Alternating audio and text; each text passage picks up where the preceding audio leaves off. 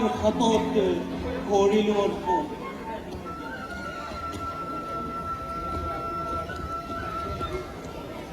সোধা বকু, সোধ দৈব কি?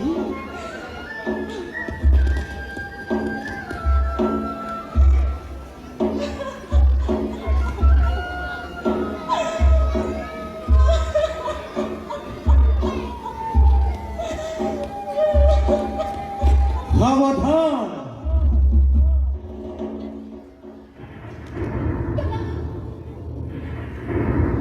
সাবধান কংস।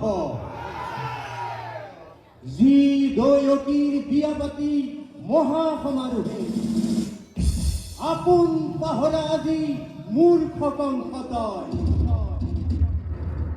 চেনেহৰ ভগ্নীটোৰ সেই দৈৱকী গৰ্ভজাত অষ্টম পুত্ৰই সংহাৰ কৰিব তোক অৱলীলাক্ৰমে।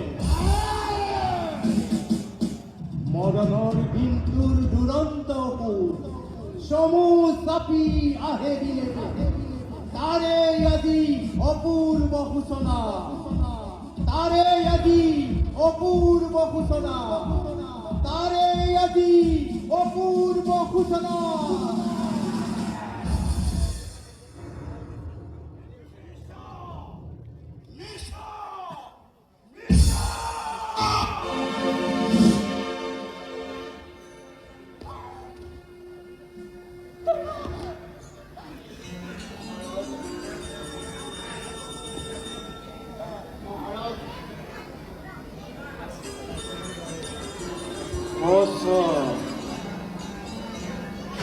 অতি সঁচা।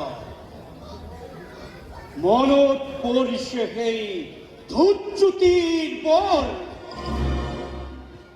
আপোন পাহৰা হৈ আনন্দতে আজি পাহৰিছো আপোনাৰ ভূত ভৱিষ্যত। সাৱধান কৰি দিছে আকাশবাণীয়ে, ওরাই কিসে মুখ কণ্ঠর কর্তব্য নিজল কালকে তো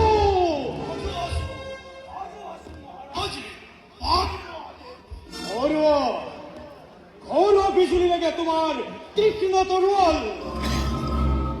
আনন্দ উন্মুক্ত প্রজা অলোক লরি একদমর কোনো নাই। ভদ্রু ভদ্রু ভদ্রু সকলে পথ করা যাকে যতে পোৱা পথ করা রবা।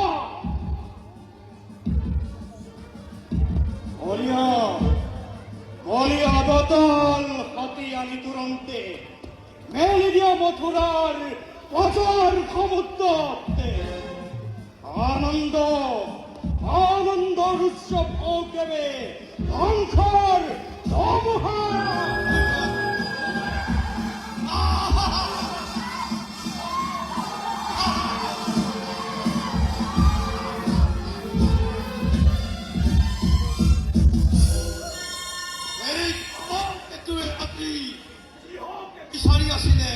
তাকেই পাইছে অবধান অবধি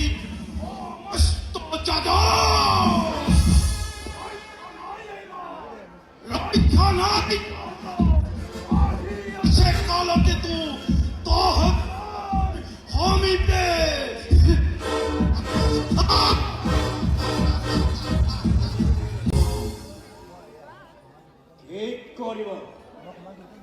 ঠিক কৰিব বসুদে অমৃততে গৰল উঠিল, কিন্তু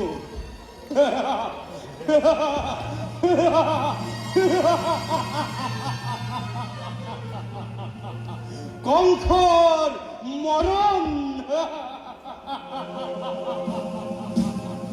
মথুৰাবাসী এই কংসৰ মৰণ জানো ইমান সহজ? মমতা আদি আছিল যতমানি সকলোতে বিখৰ্জিলো এই মুহূৰ্ততে। সম্বন্ধ সমন্ধৰ নাক পাছে কিনো তলিয়াই খড়গ খান্তে দৈব কি করিল শিরোচ্ছে ভক্ত সমফুটানুর মৃত্যু দুয়ার থমেবে রুদ্ধ করি শিরকলয় এই পিখাসি আধামুখ নিরীহ বকু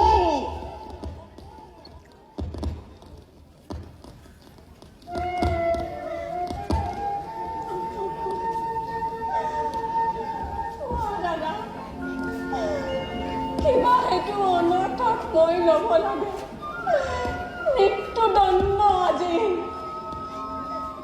কিবা সেইটো মথুৰাৰ নিৰীহ প্ৰজাৰ শাস্তি পায় বিনা অপৰাধে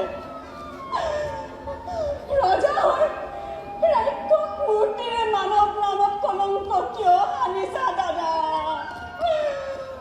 কলংক কিয় আনিছা দাদা এই পিখাসি নাই তোর কোনো অপরাধ অপরাধী নুহে তুমি মথুরার প্রজা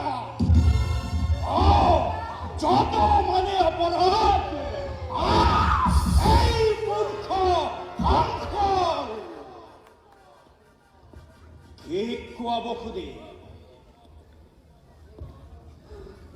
কোনে জানে কোনে কৰে কিবা অপৰাধ ক'বলৈ কিবা আছে মোৰ ৰজা তুমি সৰ্বশক্তিমান সকলো কৰিব পৰা নিজ ইচ্ছামতে সেই গৰ্বতেই গৰ্বিত আজি তোমাৰ শিৰেই হিমাদ্ৰী লংঘিছে সেয়েহেতু হত্যা কৰি ভগিনী নিজৰ মৰণকো দিব খুজিছা অৰিহা নালাগে কৰিব তোমাৰ কথাই সঁচা ৰজা মই যেনেই ইচ্ছা মোৰ তেনেই বিধান দৈব কি কৰিম সংসাৰ তাৰ পাছত চাম ভালদৰে দৈব কি গৰ্ভজাত অষ্টম সন্তানে কিদৰে কৰিব পাৰে কংস বিধান সাজু হ দৈব কি তই মৃত্যুৰ নিমিত্তে আজি আছো প্ৰত্যেক মুহূৰ্ততে কিন্তু দাদা ধৰুক জানিবা বীৰ তুমি মহাশক্তিমান তথাপিতো আজি সন্মুখত পাই আগন্তুক মৰণৰ স্বপ্ন প্ৰহেলিকা জীৱাদৰে কপিছা ভয়ত তই মোকে মৃত্যুৰ নামত বিচলিত নহয় তেনেকুৱা যদি হয় মৃত্যু মোৰ স্বামীৰ আগত তুমি জ্যেষ্ঠ স্বামীৰ হাতত দেৱতাৰ দান বুলি মোকে কৰিম গ্ৰহণ মোকে কৰিম গ্ৰহণ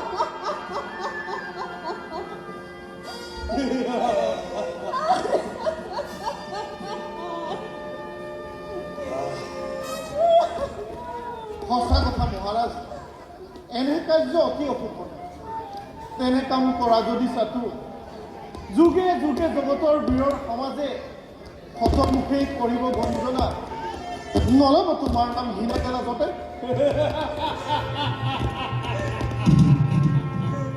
ঘৃণাতে লাজতে আৰু তাৰে ভয়ত হাত পুহি গাখীৰ খুৱাই এই মূৰ্খ কংস মহাৰাজে বীৰ মহাবীৰ বুলি পৰিচিত অৱজগত